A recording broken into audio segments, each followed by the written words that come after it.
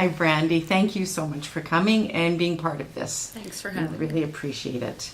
So if you just want to share a little bit of your experience as a mom and having 2 children with hearing loss, I think people would really like to hear what you have to say.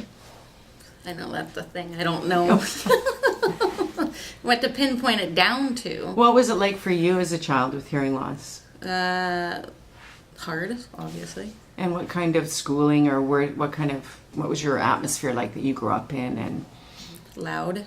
loud? I found it very difficult because, there wasn't a lot of support for me when I was growing up in school. Not like my 2 children have right now. Right. They still have services, but still not perfect. But, I found it really difficult. I did not like the hearing aids I had. I still have a very hard time wearing mine. I still don't wear them all the time. Yeah. Um, And did you have any support in the classroom in elementary or middle school or high school? I think or? I did in elementary, but then once I hit junior high, it was completely different. I'd rather not, I didn't want to own it. Mm-hmm. I was embarrassed by it, right? So I just shoved it under the carpet and left it be. So then I just quit wearing my hearing aids. I didn't want support from anybody. And my parents, they loved me, obviously, but I think they just didn't know how to go about getting more advocating as well, right? Right. And just didn't want to push it on me as well. Did you have any other friends or peers that had hearing loss that you met? No, I was the only kid in the entire school. So you growing up. never met anybody with hearing aids growing No. up? Never. And do you think that would have been a little bit helpful? Yes, definitely, because that's why I think it was so huge for me when Autumn first got diagnosed with hearing loss and finding somewhere that she wasn't the only child in the entire school that had Right. hearing loss. Right. Yeah. And then you have 3 children Yes. and 2 have hearing loss. 2 of them, yes, the oldest and the youngest. Yeah. Oh, wow. So what are some of the worries and fears that you have as a mother of 2 children with hearing loss?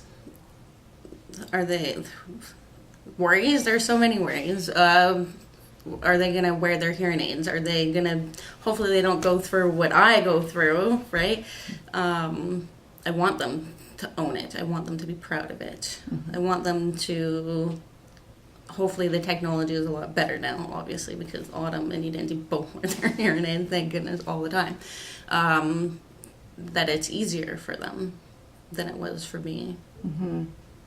And now that they're both in school, Autumn's in grade 7 and Udenzi's in grade 3. Yeah. What would you like school staff, or people working with them, to know and acknowledge, and what would you like to tell them?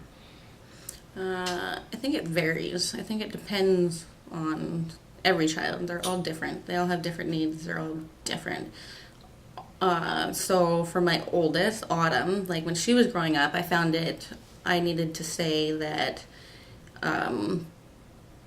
you would have to, or she would always nod her head yes or no, whether she heard what you were saying. Mm-hmm. Or she would just kind of go hide somewhere. It was easier. She still does that. So just really pay attention to cues, right? It's the body language, right? And if their heads are down, if they're not giving eye contact, if they're nodding, yes, no, they actually really don't know what you just said. Mm-hmm. And then my son, Udenzi, he has sort of the same things, but he's different. So if he's not hearing things or understanding what's being asked of him, he expresses it by behavior. Yes. Right? So he gets frustrated and he might throw something, or he'll just not pay attention and disrupt the class, right? Mm-hmm. So I find you need to be able to pinpoint and find those cues too. Mm-hmm. Kind of like making sure you do perception checks to see, did you actually hear what the teacher said? Do you know what's expected of you? Yeah, and then not just yes and no answers, right? Mm-hmm. Because they're going to go, yeah. Yeah. To open-ended questions to ask, right? Not just yes or no. So because you get really you get more feedback when you ask an open-ended question. Yeah, and then you can actually find out what is expected, right? Oh no, he or she didn't actually catch that part, but they caught the beginning part, right? Or maybe the middle or whatever it was. Oh, that's great. So you have 3 children. Do you have the same expectations of all 3? Do you find your expectations are different of your children that have hearing loss and Zaylee, who doesn't have hearing loss? I would say no, but then actually I find I have higher expectations for Autumn and Edenzi that have hearing loss. Just because I tend to push them a lot further, and because I know from personal experiences, like, yeah, I know it's harder. You have to work harder. You're constantly working. You just can't stop. So, and Zaylee, it's not that I don't think anything less of her. Yeah. But she can hear everything. It's phenomenal. Yeah. So she has all that foundational language. Definitely. She's heard it her whole life. Yeah. Whereas the other kids have missed out on a lot of just incidental language that you talk about as a family when you're driving to a hockey rink. Yeah. Which you do all the time. Yes. Speaking of hockey rinks, how do you deal with hockey with your kids with hearing loss? Because that would be challenging. It is very challenging. Denzi wears his hearing aids out on the ice all the time. Autumn doesn't. Well, from time to time. And does the coach wear FM? No. Oh. No. There's no FM. There's nothing out there. So that's what they want to do. So at the beginning of the season, we talk to the coaches and the volunteers that are out there. Yeah. And we tell them about Udenzi and Autumn and their hearing loss and what works more effectively and what doesn't. And of course, as a parent and watching, you see things all the time. Like, right. I know she or he just had no clue what they're supposed to be doing, right? Or caught what they were teaching them or saying. Or like when they group together to make a plan of the plays, Denzi's skating around, right? Because he can't hear. Then they're like, oh, Denzi, you need to sit down. And things like that. He doesn't know. Yeah, so it's challenging that way. It'd be worthwhile borrowing an FM and giving it to the coach and seeing if it would help. Yes. Maybe. I know another student we talked to, he said his coach wears his FM. Nolan. Yeah, Nolan. Yeah. The Roger Penn, I think. His dad's the coach, though, right? I don't know. Is Nolan's dad the coach? I'm not sure. I think so. Maybe. Helps if you have connections. Yes. So what supports do you think are really critical for both Autumn and Udenzi to be successful at school? Would support a full-time communication facilitator. Obviously qualified would be a hugely big bonus.